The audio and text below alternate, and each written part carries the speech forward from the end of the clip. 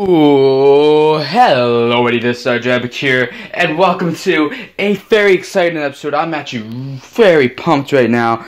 I'm doing some big decisions in this episode. I had Finn's ranked. Oh, by the way, this is ranked episode number 21, and if you don't know what ranked is where I go through the comics from my latest haul, or hauls in this case, as this was free hauls back now, and rank the comics from my least favorite to my favorite. Yeah, back with another episode ranked. But yeah, I had the hardest time. I've been standing around for like 5 minutes, maybe more, just trying to think of how I'm going to rank these books, and I've actually got a quite surprising outcome today, because my favorite series, and a fantastic and amazing book, is taking a drop today, and you probably already know a big drop today. And you probably already know what it is, just from me saying that. And if you can see it right now, you probably know what series that is, what issue that is.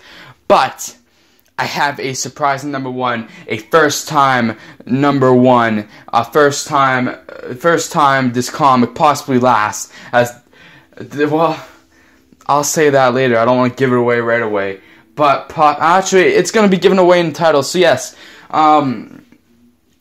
it's going to be given away in the title of this video. But which I'm sorry for. But I just want, it's really exciting. Because there's only one more issue of the series, so it's probably going to be last time. But I'm excited. Number one spot for this haul is being taken by a comic that has never reached number one potential, and I'm happy it finally has, especially before it actually ends. That would have sucked. But hindsight is an amazing thing, because I was just thinking back about these issues, and we'll get more into this as it goes along. And I'm kind of ranking by how much I love each issue, but I'm also ranking by how much I actually remember of each issue, because some of these I don't remember much from. So yeah, I've quickly flipped through some of the issues here. I actually forgot to flip through one of them, I forgot, but it's going to be my least favorite anyway, so it doesn't matter. We'll get to that in a second. I've come up with quite interesting results this time, and I'm still kind of thinking about it, because I might switch. I'm undecided about one switch that I might make in my rankings than I originally had, so we will see in a second. But first off, I'm going to show you guys the comics that I have to rank this time around. Also, if you didn't watch the last rank, number 20, this is number 21, which I just made right before this, between I just made it and then thought about how I was going to rank these ones. So it's only been like 10 minutes tops since I made that last video. So yeah, I've only got 27 and a half minutes to record this video though, so I can't take too long talking about all these. And I'm going to show off the comics now. So I have Spider-Woman issue number 16, second last issue. See, I mean, I just literally gave away the future events. But yeah, in this episode.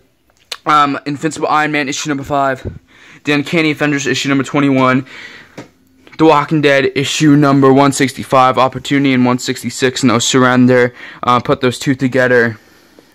So I had 13 comics in total, but I only have 8 rankings today. Jessica Jones, issue number 6. Secret Invasion Frontline, issues number 1 through 5. So 1, 2, 3, 4, and 5. Boom, shakalaka. Spider-Man, issue number 14.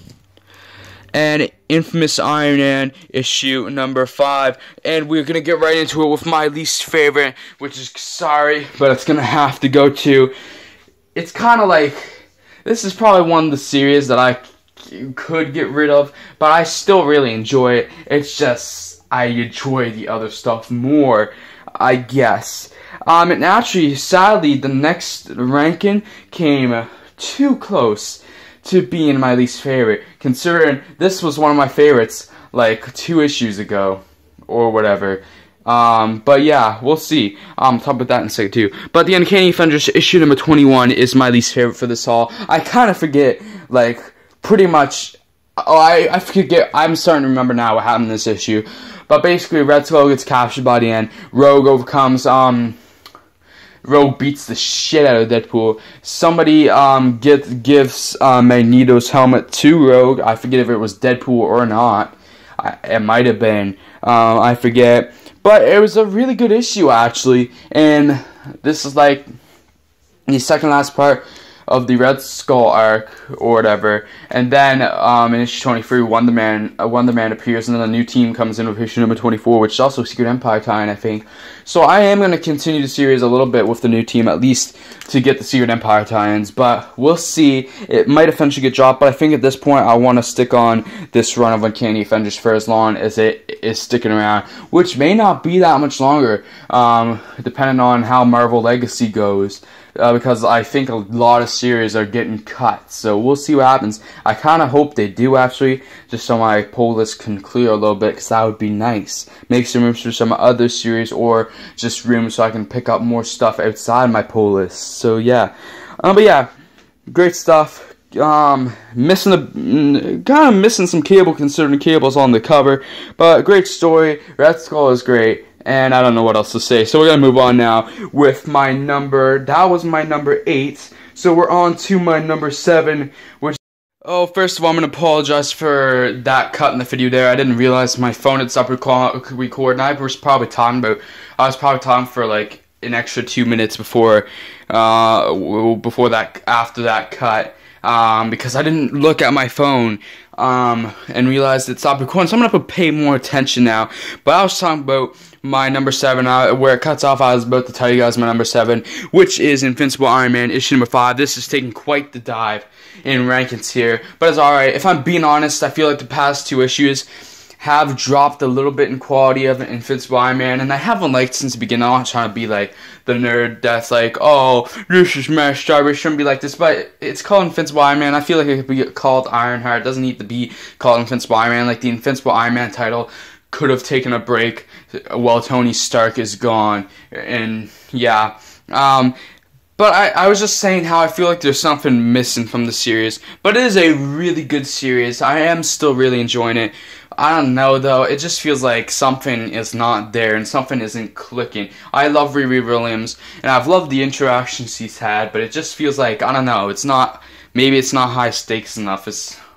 I don't know. It's kind of just too, I don't know how to put it. But I don't know much more to say. I liked my first take of this section better.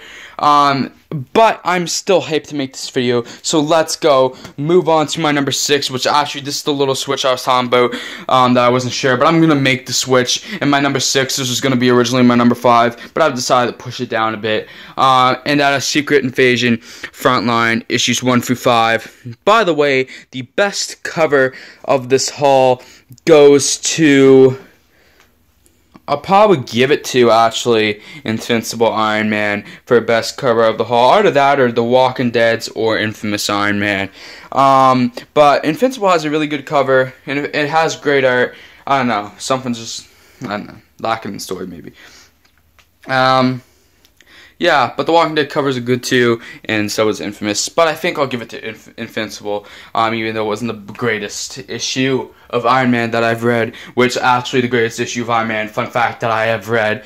The first arc of the last volume was incredible, and so was the last arc, plus the little bit of the second last arc at the end there. It's issues 11 to 14, but the best issue was the last issue of the last volume. That I've read of Iron Man. That was incredible. The Civil War tie-in, that was an incredible story. I almost got teary-eyed. It was Bendis.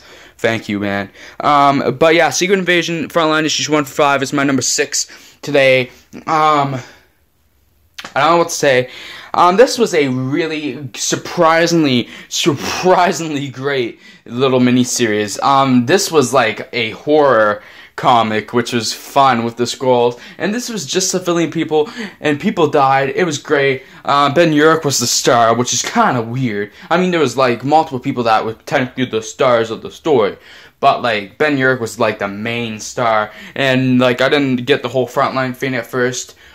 But I mean, it kind of represents being in the front line of action, but it's also what the newspaper that he works for is called. So that's cool. Apparently, I think there's like maybe a Civil War Frontline tie-in too, I don't know.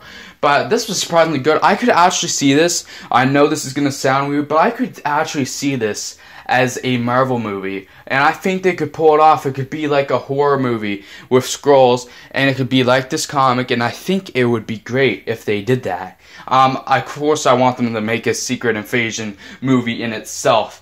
but I think if they made a tie-in movie, like a subsidiary movie, Secret Invasion Frontline, or Frontline Secret Invasion, I think that would be actually really good. This comic was awesome. So, like, I'm surprised by how good this was. It was a great treat, hidden gem, I would even say. And I'm glad the art's not the best, but it makes up with the story completely, and the art kind of fits the story a bit in a weird way. So it was nice, and I'm gonna move on now, actually, and we're gonna move on to my number 5, which is gonna go to Infamous Iron Man issue number 5. That's kind of poetic right there. Oh, I'm sorry, the screen turned. I hope that didn't mess up the video completely. Oh shit. I'm not gonna end it though, and I don't want to retake this, so hopefully that didn't ruin the video completely. But we will see, won't we? I didn't mean to do that. I don't even think I tilted it that way that much, but whatever. Infamous Iron Man issue number 5. What a great issue this was. This series has been lit the past 2 issues. This series is awesome. This is the best Iron Man series now. Invincible for the first 3 issues was my favorite of the 2, but Infamous has overtaken it now. Infamous is on fire with the story. It's been a great story the whole time, and it's been building and getting better with each issue. Which is fantastic. This was the Iron Man series I was looking forward to from the beginning the most. I was like, this sounds awesome, and it's finally living up to that potential and that hype that I created for myself. So I'm really excited. We got to see Doom have a confrontation with his mother, and she wanted him. She was ashamed of him so long, which is why she wasn't hiding. Now she's kind of proud of him, trying to do the right thing. We got to see Doom save Ben Grimm, otherwise known as the Thing. We got to see Marie Hill Morpher. This was fantastic. The bit of damage in the corner really bugs me. Some of these books got damages in the corner. I'm probably going to get an upgraded issue, never a copy of this, just so I can have not the damage there. Same with Invincible Iron Man. But this was a fantastic issue with a great cover, awesome story. Bendis, keep it up, man. You were the best. You were starting to remind me of that because, I mean, like, I don't know. Bendis has, like, I feel like not been in the limelight as much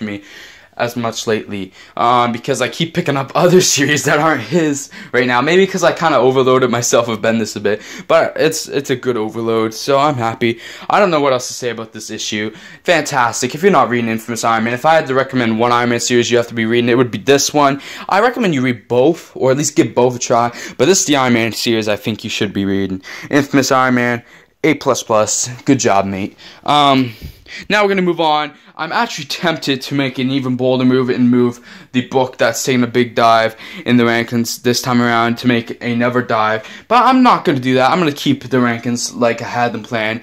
And my number 4 is going to have to be The Walking Dead issues number 165 and 166. Walking Dead is on fire right now. Holy shit. Walking Dead is lit.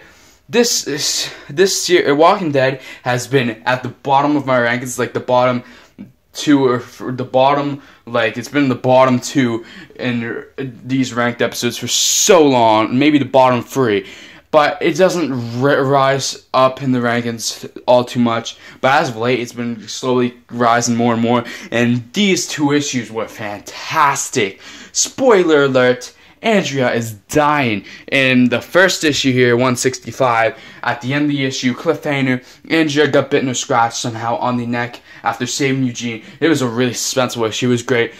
Second issue was great.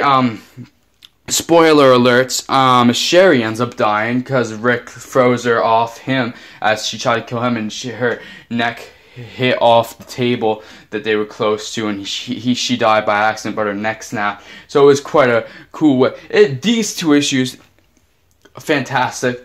This is why I love Walking Dead. This comic is the epitome. Walking Dead at its best right now. Kirkman, keep it up, man.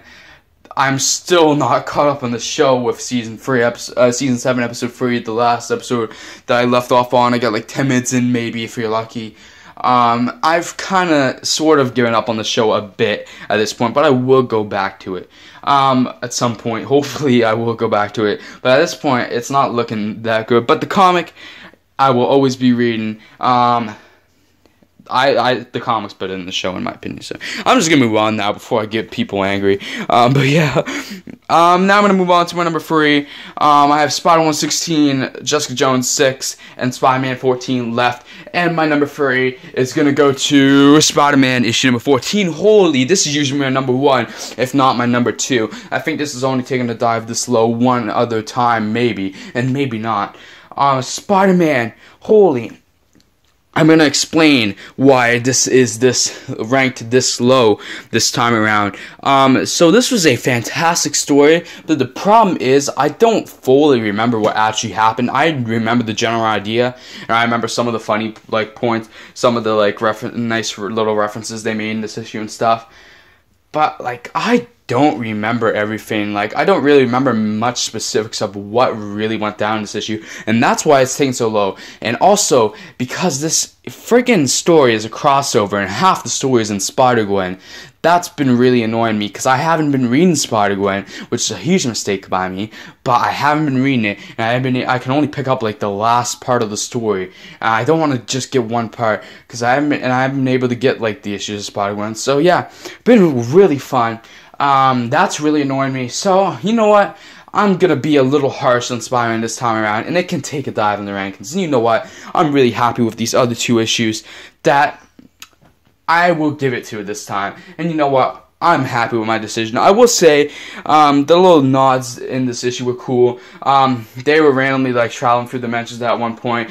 First up, they landed on a dark dimension, and they saw Spider-Man Noir, which was fun, because I like Spider-Man Noir. I think it's cool. That was cool.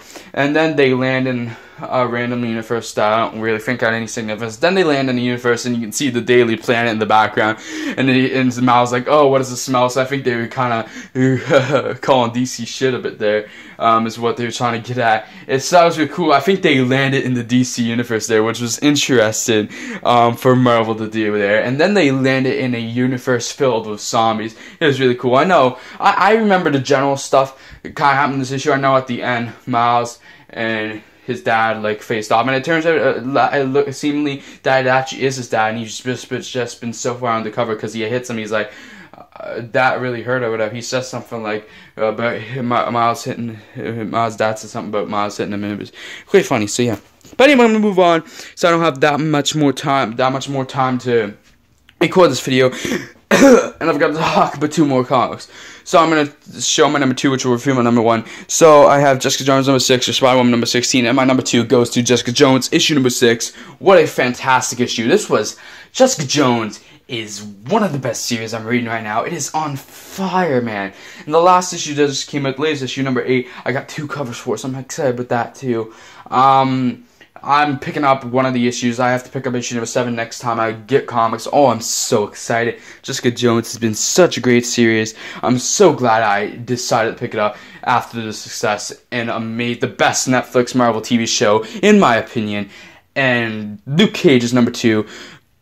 Go fuck yourself, Daredevil. I've only watched not even half of Iron Fist, and probably maybe half of the first season of Daredevil. But Luke Cage and Jessica Jones are my 2 favorite. Jessica Jones, incredible series, TV-wise and comic-wise. Keep on going. Storytelling at its best. Continuity's best friend, Jessica Jones. Continuity is incredible.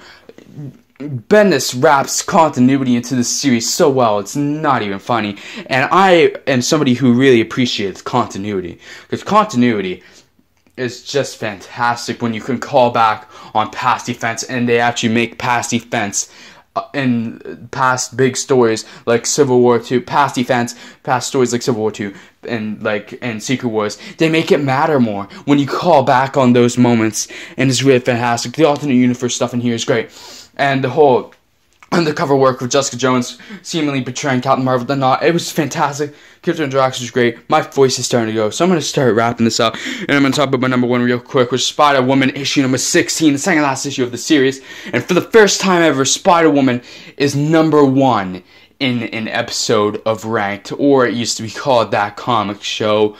So yeah, if you guys didn't know that, by the way, go back and watch my old That Comic Shop videos, because it's this, but with a lamer title, in my opinion, because it was so basic. And I think somebody has, that I've watched on YouTube, has a series called The Countdown, so it was too similar to that, so I want to change it up. Ranked simple enough title, but I think it works. What a fantastic issue. The last part of the Scare Tactics story. I'm pretty sure it's like officially the last, but I don't know. And what a great issue. Just a happy issue. And I've heard the last issue is really great too, so I'm hoping it is. And it'd be nice for that to rank really high. I have high hopes for it. I've heard it's a great issue. My voice is really starting to affect me right now. I haven't talked for this long in a while to you guys on video. I hope the ending of this video doesn't take too long. But yeah, basically, Roger and Jessica are like a thing now, and they were making it for this issue, at the end of this issue stuff, with it ending on a happy note, and Carol seemingly like her best friend again now. She saves them, and they're making out. She thumbs up because Carol asks if they can kind of be friends again, because she needs to hear how this happened, how they're so this close, whatever. She gives a thumbs up as she's kissing Roger. It was great, and throughout the issue, the battling with Hobgoblin and stuff. This felt like it was longer than the average comic, but this was the average comic size. Like, I felt like I got my money's worth out of this issue. It was action-packed. It felt like it was longer than like 22 pages, which I don't think it was. It's really good. This has been the best arc in this volume by bar none, by far the best. And I'm gonna probably include the last issue in that, and kind of in this arc too, generally. But how great was I'm so glad for this arc. This series started off on not the best note, but it just really became a great series by the end. And of course, that means it's gotta end sadly, and I'm sad to read the next issue because I don't want the series to end now. But Scare Tactics was an incredible story, and maybe one that we will remember in Spider-Woman's history down the line for its greatness. We might remember this volume of Spider-Woman for how great it was by the end. And if I went back and read those first 5 issues again, the first 3 were like the really bad ones, actually. So the first 3 issues, yeah, I probably like them, but yeah, really good. And yeah, if I went back, I'd probably enjoy all of it. But yeah, we might remember this volume of Spider-Woman, hopefully, down the line, because I believe this was a really good story from almost the beginning to end. So yeah, but anyway, guys, I'm going to end this video now, because I don't have that much more time to record. I only have less than a minute left, so before my phone cuts off on me. I think I just switched the screen again, so I'm sorry if I did that. I don't know how it's going to affect the video. Hopefully you still can see the stuff I'm talking about, but if not, I'm not going to worry about it, because I'm not redoing this video. You guys know what I'm talking about. You can always search up the cover of the issue if you really want to see, but it's more about me talking about the issue, and my camera work's not the best anyway. But anyway, if you enjoyed the video, please like, subscribe, comment, even share if you like to. And anyway, guys, I'll see you all in the next video, and peace out. Bye.